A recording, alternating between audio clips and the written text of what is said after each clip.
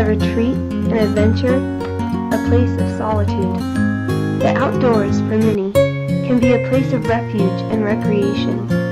But what about those who live on the streets, whose next meal comes from scavenging, whose bed is always under the stars? What place does the wilderness have in their lives, and how can they experience God through the outdoors?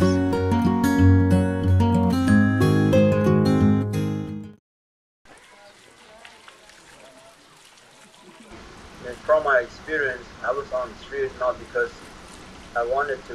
When looking back, it was great, and I'm glad that God allowed me to be on the street, because it definitely would allow me to talk right now. Bora Chang grew up in Cambodia. He's a young man that came to the United States through an orphan exchange program through Denver Rescue. And his life story is pretty interesting. He grew up in a middle-class home, mother, father, two sisters in a nice middle-class home in Cambodia. And that changed when he was about 7 years old. His dad had health problems. Bora had to go on the streets. His mother couldn't support him anymore. She ended up taking him over to a ditch and said, "You need to stay here, I'll be back." And she left his sister that was closest to him and never returned.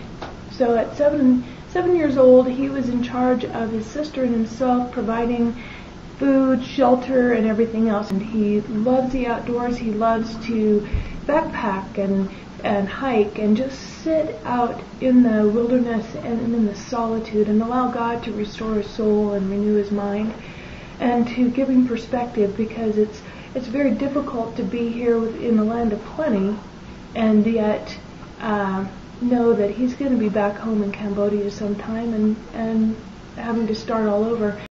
Creation clearly speaks God's beauty. Look at Psalm 19. The first 5 verses is pretty much preaching the gospel to us, and all it is using is creation. And even in Romans 1, it clearly says that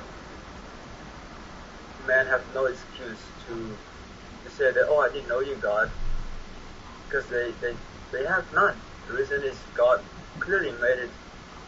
Even his invisible attribute is made known to them through creation.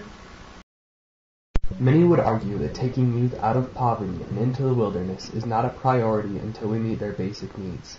I would say that is true to a point. If a kid is starving, offering an escape to the wilderness would be almost cruel.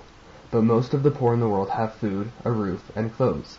What they do not have is solitude or many options to grow. These kids need the basics, and they also need to be stretched and shown that they are important and have values in society and in God's eyes. We need to create spiritually healthy people. We need to impart a new vision and perspective. What greater place to gain a new perspective than in a clean and majestic environment?